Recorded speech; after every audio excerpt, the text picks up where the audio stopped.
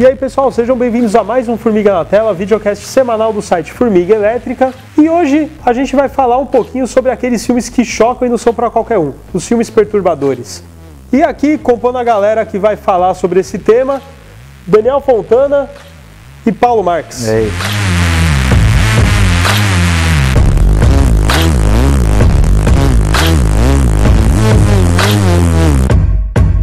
Dentro desses filmes perturbadores, né, a gente vai começar com um filme mais antigo, né, um filme de 1980, que é o Cannibal Holocaust, que é um clássico, né, desses filmes perturbadores. Apesar que hoje em dia, né, não é tão perturbador porque a gente teve coisas muito piores aí, né, nas décadas seguintes. Mas é um precursor do found footage, né? Essa modinha escrota aí que os caras não largam desde a Bruxa de Blair. Exatamente. E o diretor é o Ruggero Deodato, né, um diretor italiano que já tinha feito vários filmes, inclusive isso aqui é como se fosse uma sequência, né, de filmes sobre canibais, que já tinha feito um antes, mas esse ficou mais conhecido.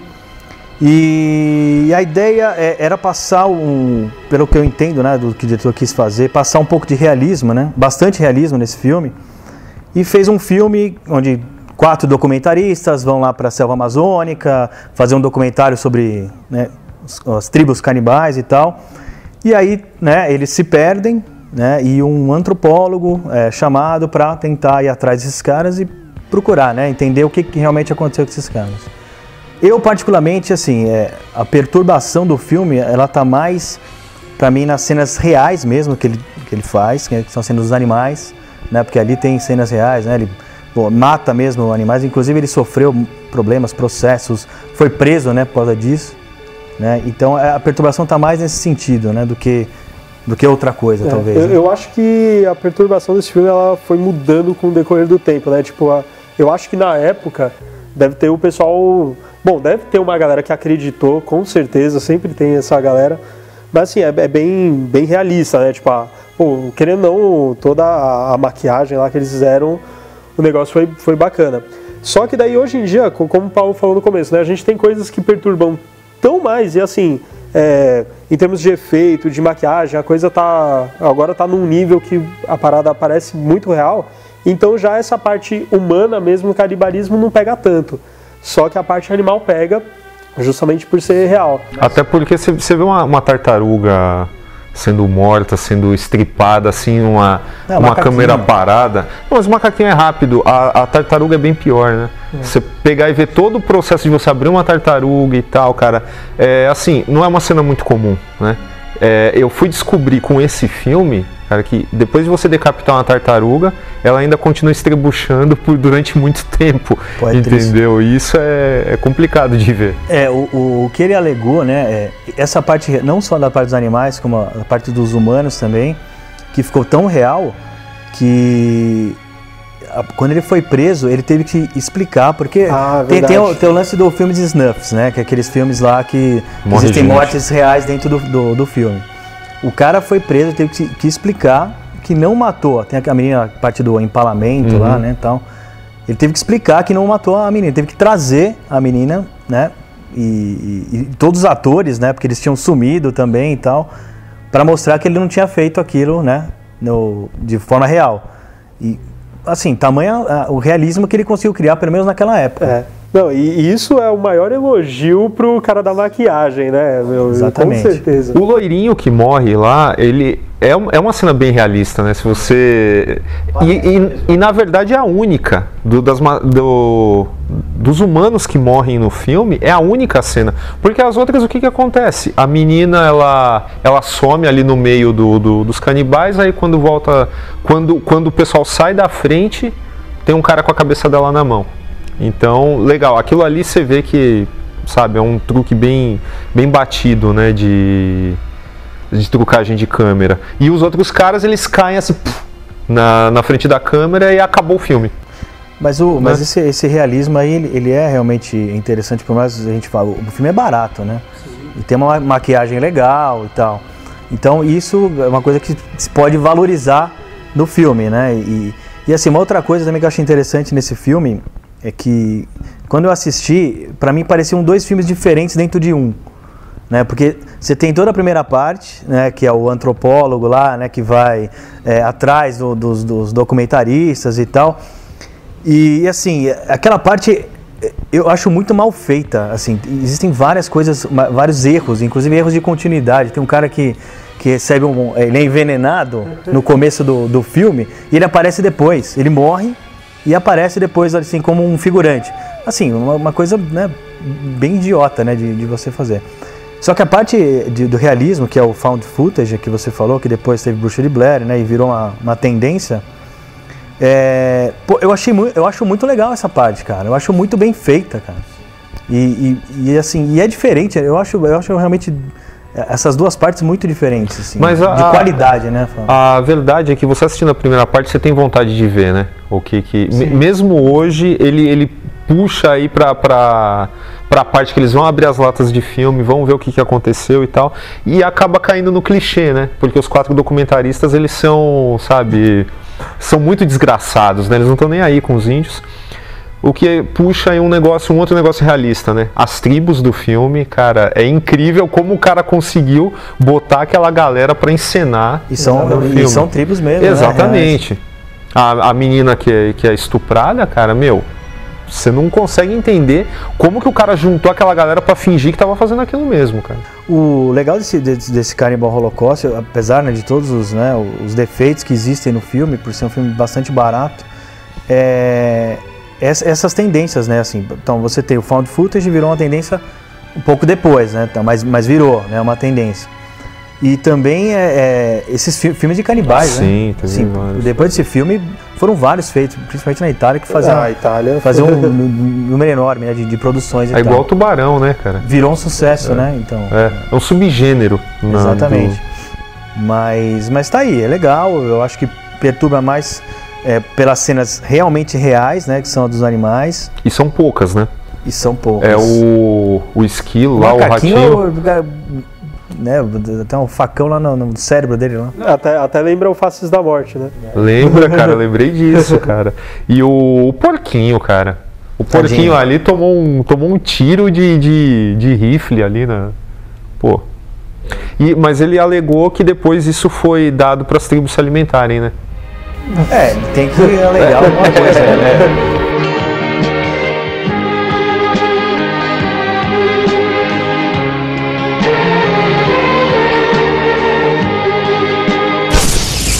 E o próximo filme que a gente vai falar já é um pouquinho mais recente, é de 2010, a Serbian Film Terror Sem Limites.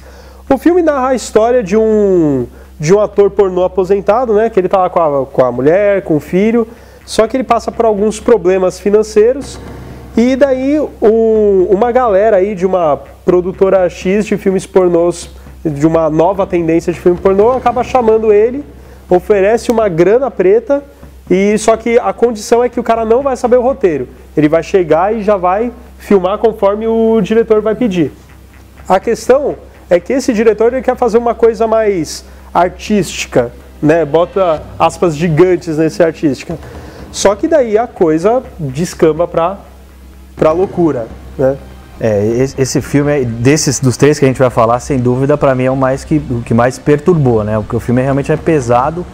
E tanto é que causou, né, nos festivais que ele participou, causou, assim, um furor absurdo lá, né? Então muita gente saiu, né, no meio do filme. Proibido e tal. Mas assim, e o filme perturba mesmo, assim, ele é muito pesado, é difícil realmente você finalizar o filme. Eu tive que ver em 3 dias. Então. Eu vi um pouco, o primeiro dia tive que parar, depois de mais um pouco, depois de mais um pouco. Mas ele tem uma escalada de roteiro interessante, né? Isso até que eu ia falar, né?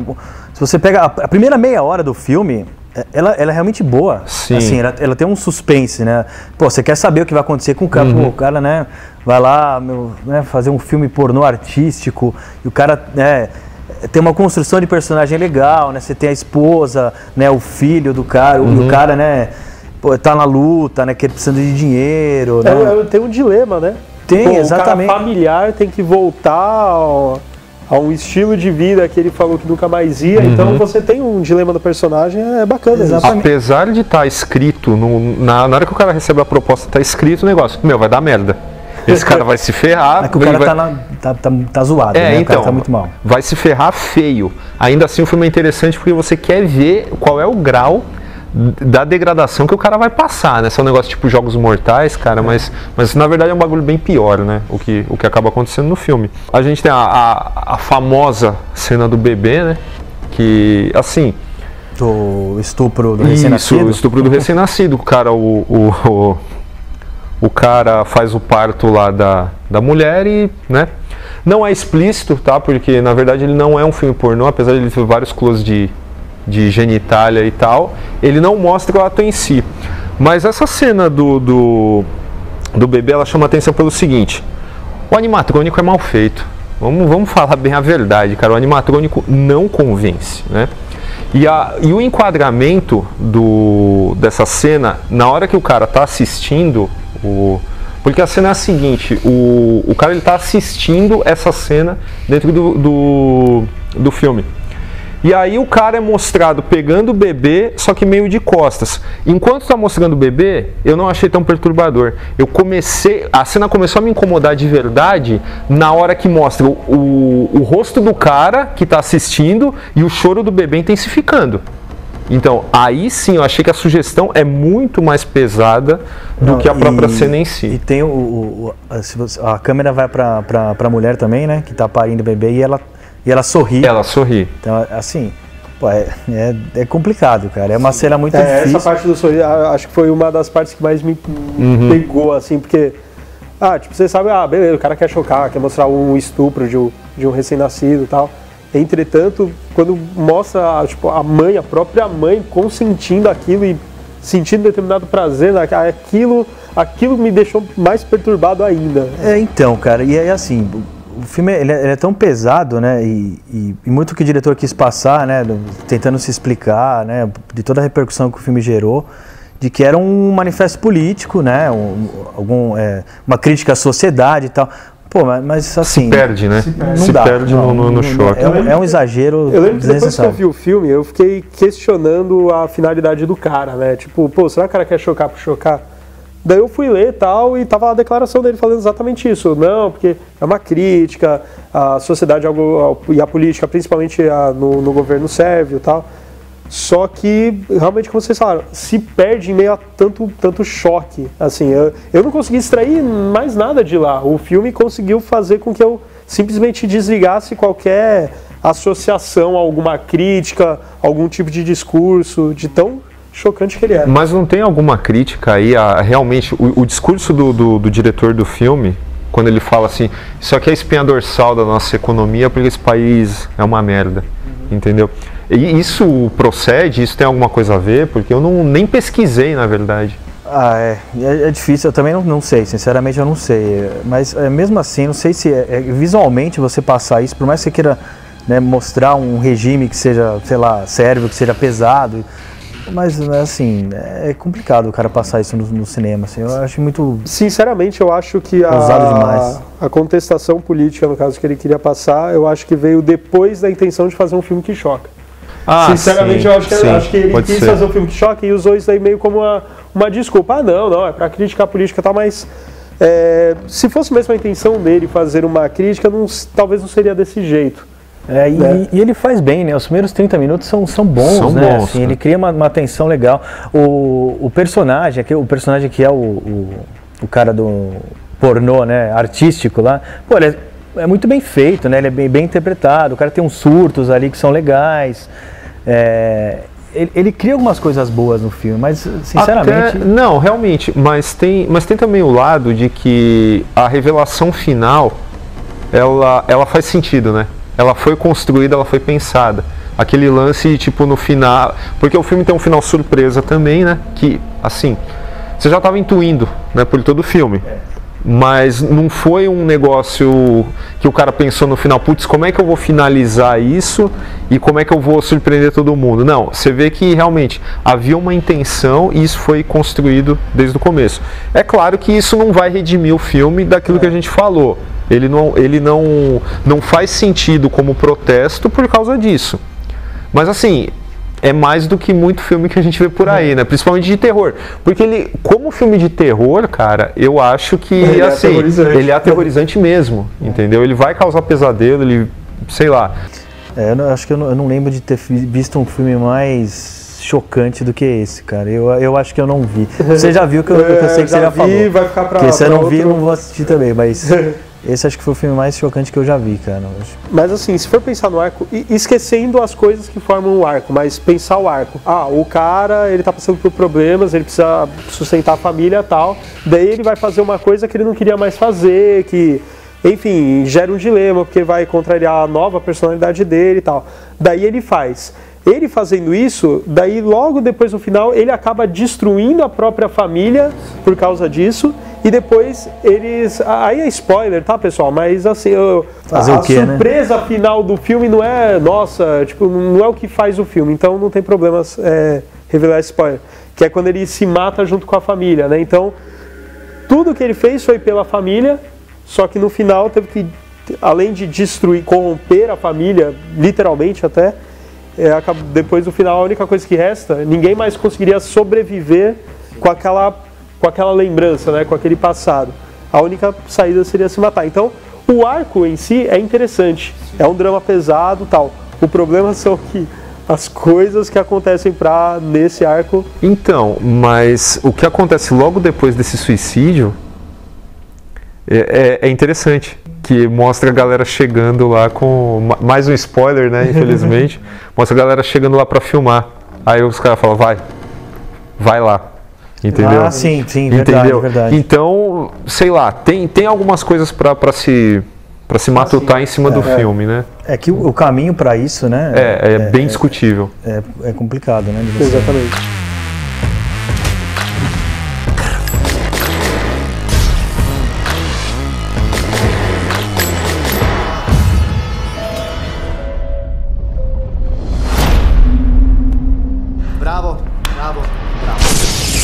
Então, a gente falou do Holocausto Canibal, que é de 1980, falamos do A Serbian Film, que é de 2010.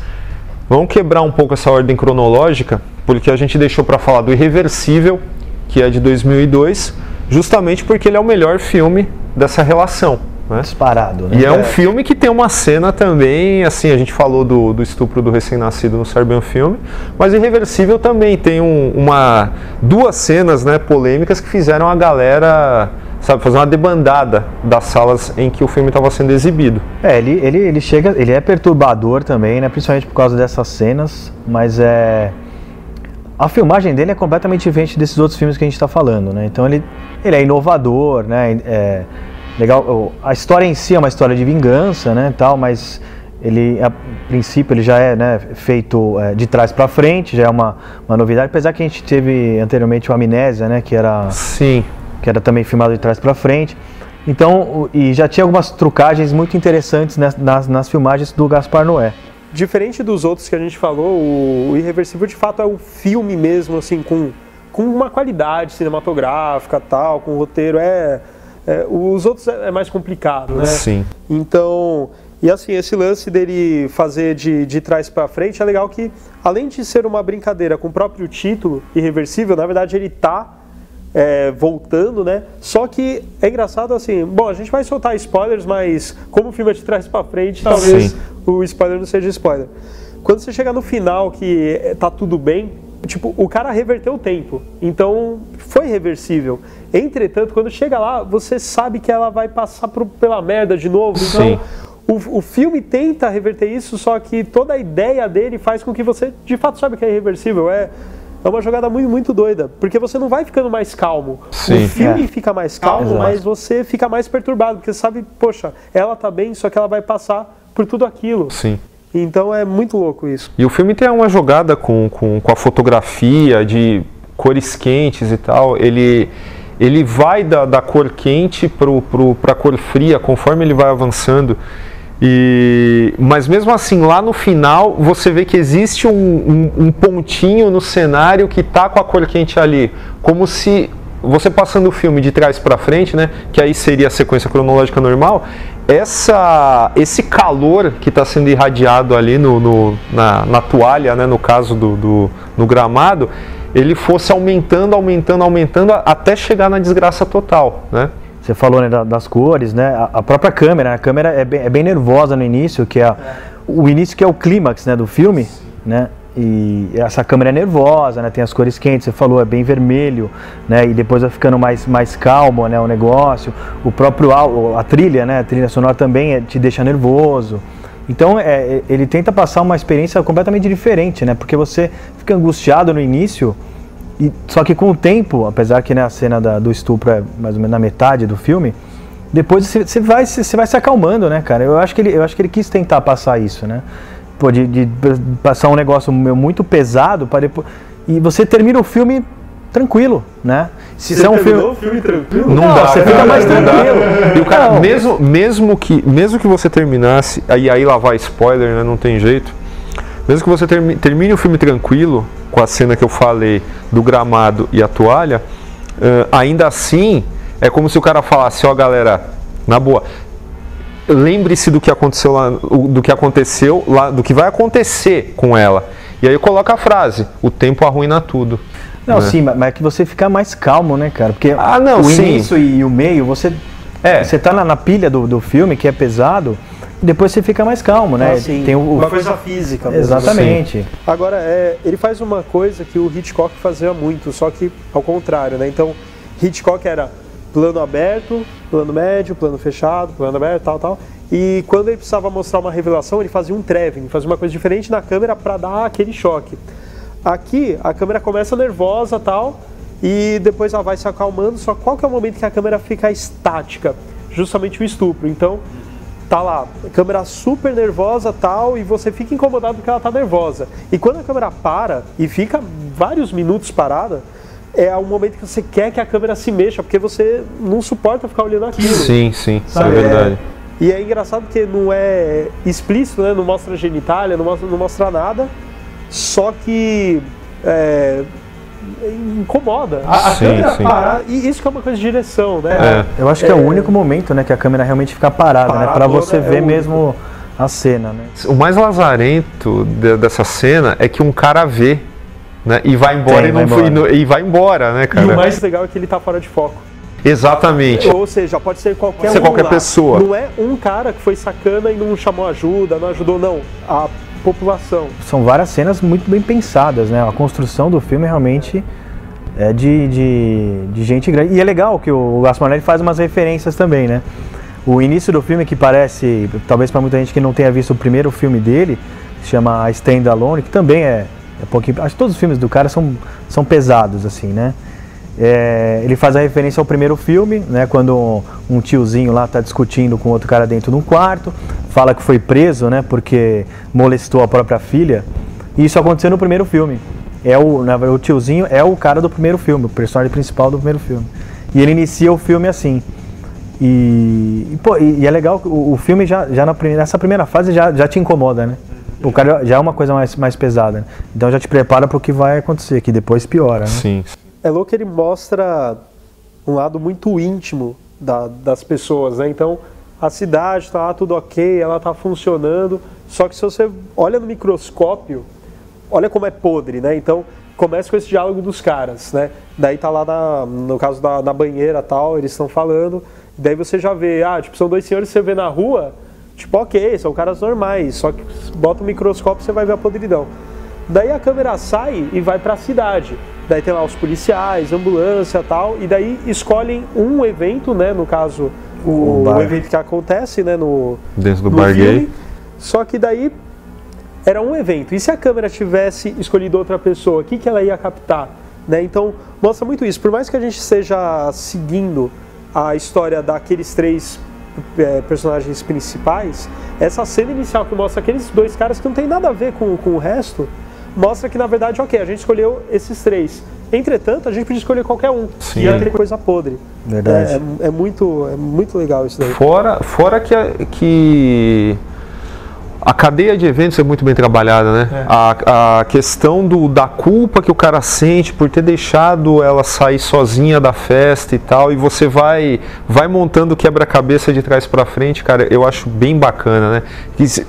Você consegue entender, no começo você fica meio com raiva, você pensa, por que o Vincent Cassel, você fala, sei lá, você tá quase pensando assim, cara, deixa pra polícia, você vai se ferrar, entendeu? Só que conforme você vê a culpa que o cara tem naquilo que aconteceu, cara, você compreende, né, a loucura dele no que você viu no começo do filme. Sim. Então...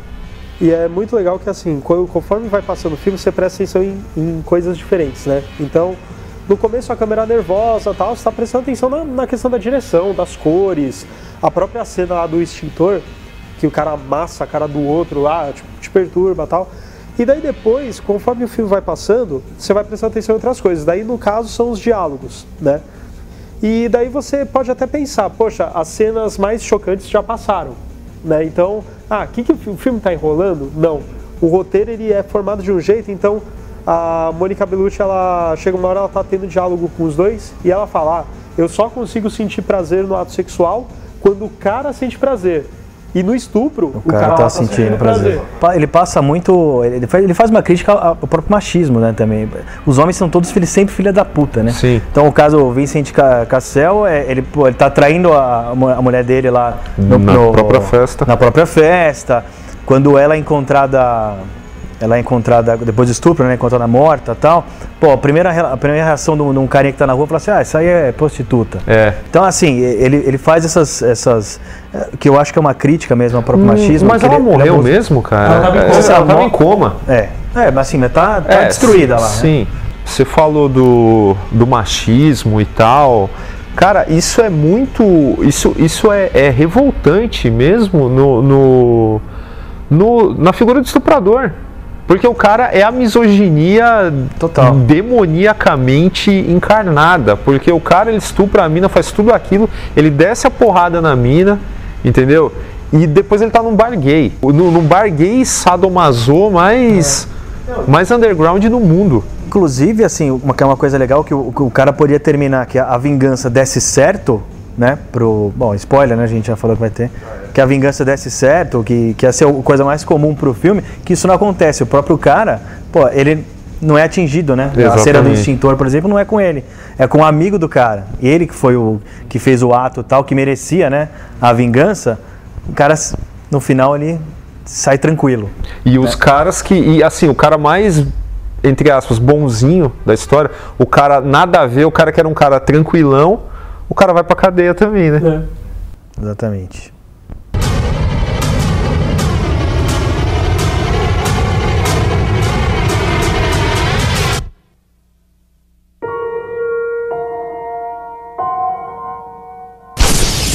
É isso, pessoal, esse aqui foi mais um Formiga na Tela. A gente falou um pouquinho sobre 3 filmes que a gente achou perturbadores. Tem muito mais, talvez mais pra frente a gente retome esse tema pegando outros filmes. Vai demorar um pouquinho porque a gente quer se precaver um pouco mentalmente. Não esqueça de dar um like aqui no vídeo, também bota nos comentários os filmes que vocês acharam perturbadores. Se inscreva no nosso canal, curta a gente no Facebook, siga a gente no Twitter, temos também Google Plus e Instagram. Se você quiser deixar algum comentário, sugestão, seja lá o que for, e não quer ele público, você pode estar mandando um e-mail para natela@formigaelétrica.com.br, conforme essa tarja que está aparecendo no vídeo agora. E por hoje é isso, pessoal. Daniel Fontana, Paulo Marques. Beleza, falou. Até semana que vem.